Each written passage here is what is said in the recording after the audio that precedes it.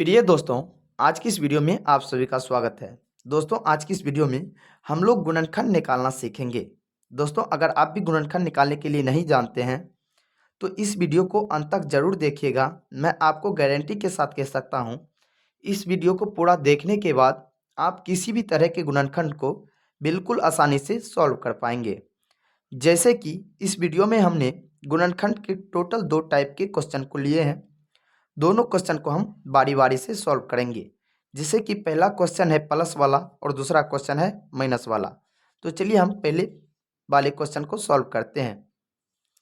तो पहला क्वेश्चन क्या है, 2x² प्लस 9x प्लस 10। तो इसको हम पहले यहाँ पे लिख लेते हैं, 2x² प्लस 9x प्लस 10। अब हम क्या करेंगे, जो भी यहाँ पे x² का गुणांक होगा उसको हम लास्ट वाली संख्या से गुना कर देंगे, क्योंकि गुणनखंड का नियम ही होता है फर्स्ट गुने लास्ट। यानी जो भी मेरा x² का गुणांक होता है उसको हम लास्ट वाली संख्या से गुना कर देते हैं। तो यहाँ पे मेरा x² का गुणांक क्या दे रखा है, 2 दे रखा है। 2 को लास्ट वाली संख्या यानी 10 से हम गुना कर देंगे तो क्या आ जाएगा, 20 आ जाएगा।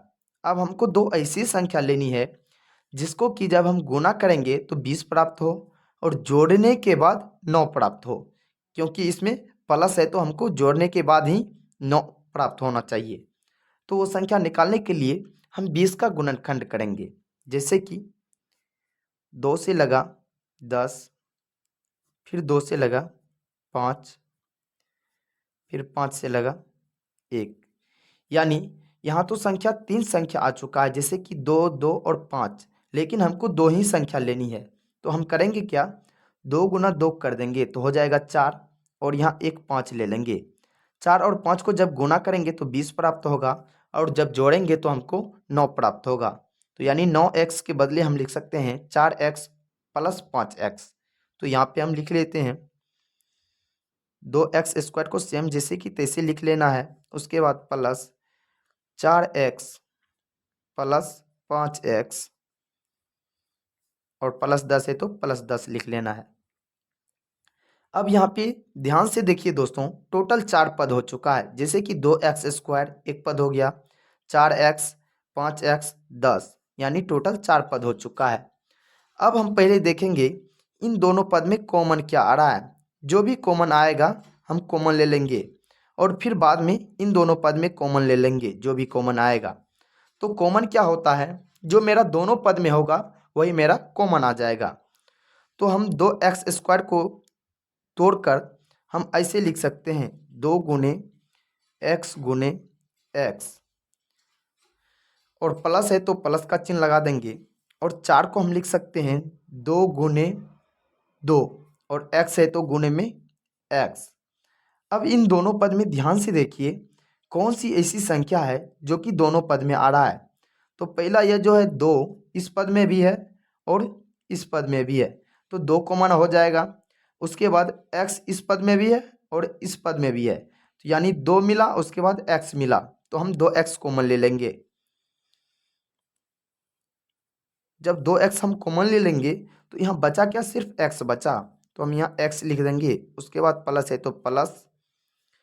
जब 2x कॉमन ही ले लिए तो बचा क्या, सिर्फ 2 बचा, तो यहाँ लिख देंगे 2। अब फिर हम देखेंगे इन दोनों पद में कॉमन क्या आ रहा है। तो 5x को तो हम लिख सकते हैं 5 गुने x, उसके बाद प्लस है तो प्लस।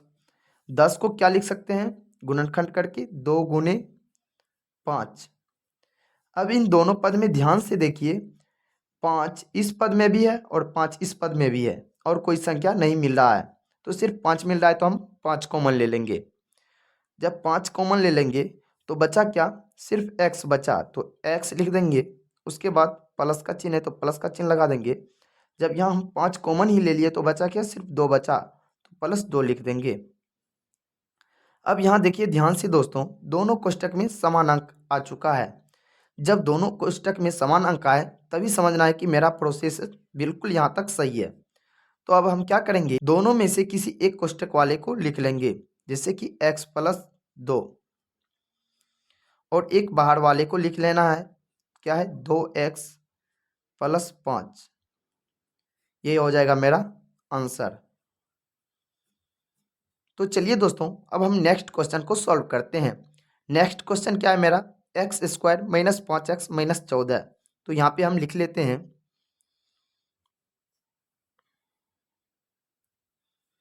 एक्स स्क्वायर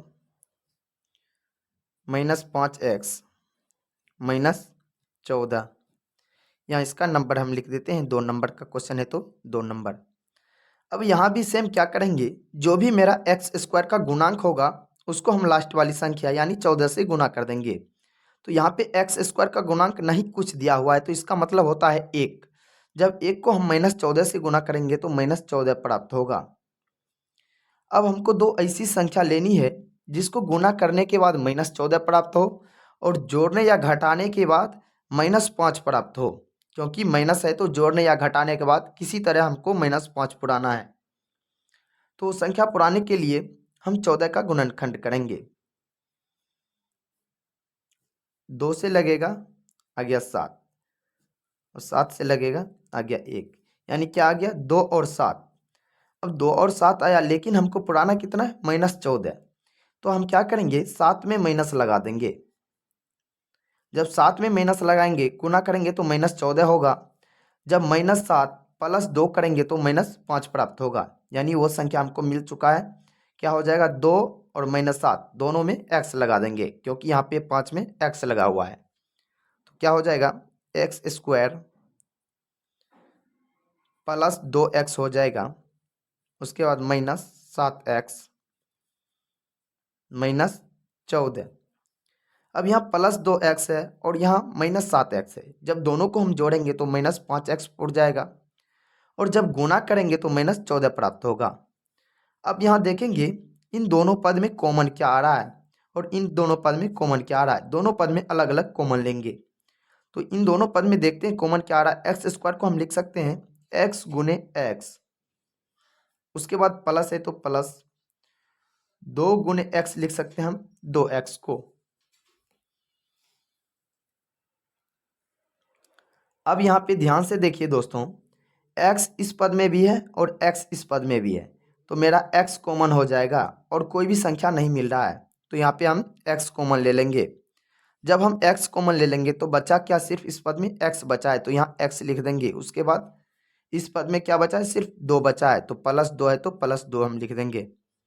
अब देखेंगे इन दोनों पद में कॉमन क्या आ रहा है, तो माइनस 7x को लिख सकते हैं माइनस 7 गुने एक्स। उसके बाद माइनस 14 है तो हम लिख सकते हैं इसको माइनस 2 गुने 7। अब यहाँ ध्यान से देखिए दोस्तों, 7 जो कि है दोनों पद में आ रहा है तो हम 7 कॉमन ले लेंगे, लेकिन यहाँ माइनस भी लगा हुआ है यहाँ और माइनस यहाँ भी लगा हुआ है, तो माइनस भी कॉमन आ रहा है, तो यहाँ माइनस 7 कॉमन ले लेंगे। जब माइनस 7 कॉमन लेंगे तो यहाँ बचा क्या, सिर्फ एक्स बचा। उसके बाद माइनस भी कॉमन ले लिए हैं और 7 भी कॉमन ले लिए हैं, बचा क्या 2, तो यहाँ हम लिख देंगे प्लस 2। अब यहाँ ध्यान से देखिए दोस्तों, दोनों कोष्टक में समान अंक आ चुका है, तो दोनों में से किसी एक को लिख लेना हमको x प्लस 2 और एक बाहर वाले को लिख लेना है जो कि x माइनस 7 आया है, x माइनस 7। यही मेरा हो गया आंसर। दोस्तों उम्मीद करते हैं आपको गुणनखंड बिल्कुल अच्छे से समझ में आ गया होगा। मिलते हैं नेक्स्ट वीडियो में, तब तक के लिए जय हिंद।